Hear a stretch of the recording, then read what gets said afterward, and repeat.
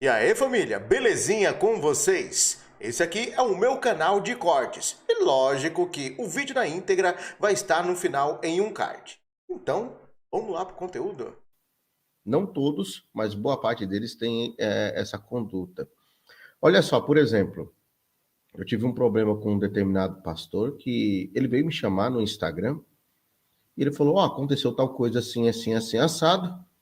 E era na época que eu não era casado e tal, me arrependo do que eu fiz.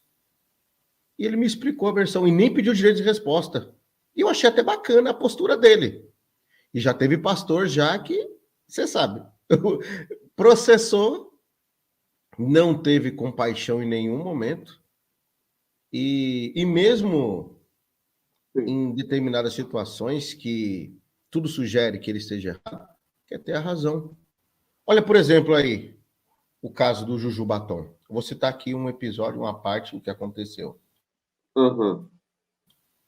Não sei se isso configura crime, se isso pode configurar um estelionato ou algo do tipo, mas a minha opinião é algo muito grave.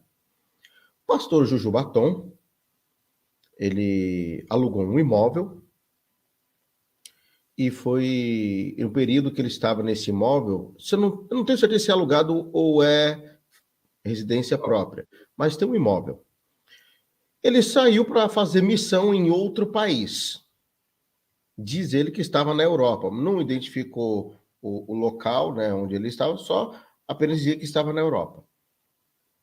Passou um tempo lá, recebendo uma contribuição, um dízimo oferta. Tá sem áudio, seu. Sim, é porque eu estava respondendo aqui a Ah, minha tá. mãe, Ah, tá certo. que ela me chama Enfim. do cômodo ao lado. Quando eu bloquear o microfone que você está falando, é porque eu estou respondendo aqui. Ah, tranquilo, tranquilo. Então, Tenório, aí ele na Europa, pedindo dízimo, oferta, e ele falou que estava passando um perrengue lá, estava até sem ter o que comer, e isso é constrangedor.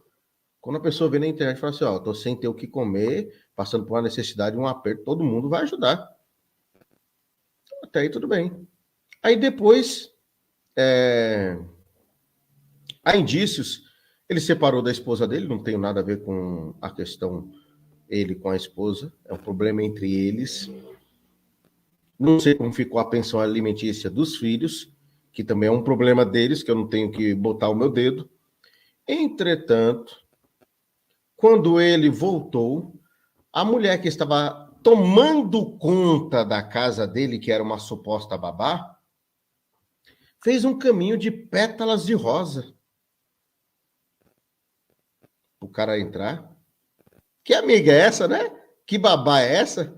Pétalas de rosa, coraçãozinho no quarto, um jogo de luz, sabe? Tocando aquelas músicas. Uhum. Eu olhei, rapaz. Lembrei até daquele pastor lá, o George Michael, né? Uhum. I never gonna dance, né? Só faltou tocar. Carrie's Whisper, né? De fundo. Aí depois aparece um outro vídeo junto dele com esta moça tomando uns Beer Night. Uhum. Dinheiro do dízimo e oferta dos irmãos. E falou que estava no perrengue e comendo porção, viu? Depois aparece ela na balada, na piscina, com um monte de gente ao redor. Piscina. Aí a gente começou a questionar: ô pastor, que negócio é esse? O dízimo tá indo para essa piscina? Esse Beer Night ungido aí que essa irmã tomou, como que ficou? E tudo isso. Ele apareceu num vídeo meu, querendo o meu endereço, falando que ia vir aqui em casa resolver isso, que eu ia ter que apagar o vídeo. E eu não sou moleque. Ele começou a falar muita coisa. Eu perguntei, eu fiz duas perguntas para ele, né? Falei, e aí? Qual que é, quem é o seu padrinho e qual que é a sua matrícula? Ele não me respondeu até hoje, né? Mas para um bom entendedor, um pinga letra. Agora, deixa eu te perguntar uma coisa, Tenório. Configura crime um pastor, supostamente, pegar o dinheiro de dízimo e oferta e gastar dessa forma? Ou não? Vamos lá. É imoral, é antiético. Eu vejo qualquer líder religioso que se locupleta do dinheiro da igreja para fazer fortuna como uma pessoa que não tem legitimidade para estar na liderança. Mas para ser tipificado o crime, nós temos que ter, tá, uma conduta que caracterize estelionato, por exemplo, ou algum outro tipo de burla ou fraude, tá? Algum crime fiscal, por exemplo, aqui no Rio tinha esse caso é crime, ele comprou um Porsche na época, né? E eu conto até esse caso no livro, que você já deve ter lido. Ele comprou um Porsche, mas botou o Porsche no nome da igreja para não pagar o IPVA, que era muito caro. O Só que Juju foi uma BMW. nunca o Porsche nunca foi na igreja, mas era visto frequentemente dando uns rolés na Barra da Tijuca e entrando no Motel Dunas, tá? É também crime quando você, por exemplo, fala que a igreja está em dificuldade e pede para os membros ajudarem, e no final lá da arrecadação, lá do ofertório, das doações, você, a igreja não está com problema nenhum financeiro, é só para dar um pico de arrecadação para você pegar esse dinheiro e comprar uma fazenda para você, líder religioso, né? Isso acontece também. É estelionato quando o líder religioso chega e fala assim: meus irmãos, vamos comprar a rádio própria ou a TV própria para nossa igreja, e ele compra o canal e bota o nome dele ou de um familiar para aumentar o patrimônio da família. Isso sim é crime. Agora, ele só tirar um salário maior ou menor pode ser imoral, mas não é ilegal, desde que não seja induzindo as pessoas em erro, tá? Porque o fanático, aí, perdão, não vou nem chamar o fiel, o fanático tem todo o direito de idolatrar e dar o que ele quiser do dinheiro dele para quem ele quiser. O que ele não pode é ser enganado. Então, eu vou lembrar aqui um exemplo onde não era crime, apesar de ser gritantemente imoral, tá? Alguns lembram daquele movimento Crescendo em Graça, do falecido José Luiz de Jesus Miranda, que no final do ministério dele, ele mandava as pessoas tatuarem 666 e SSS. Eu o conheci pessoalmente, tá? De um evento que ele fez na época no Hotel Intercontinental, em São Conrado.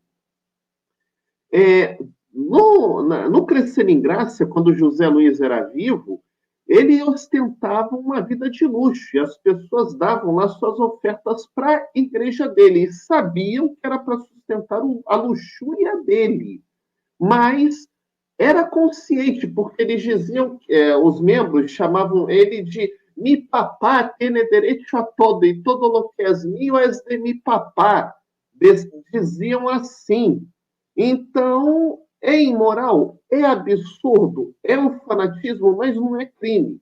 Tá? O crime é quando um certo líder religioso diz para os irmãos: eu vivo na venda dos meus disquinhos de oração, tá? E só viajo em classe econômica. E, na verdade, ele achacava a igreja e ia para os cultos da fazenda, do sítio dele, em um helicóptero, e ostentava viagens de alto padrão, inclusive em avião, não tinha jatinho, mas em avião fretado, para uma casa bacana que ele tinha em Miami, para poder passar dias de folga sem ser molestado, né?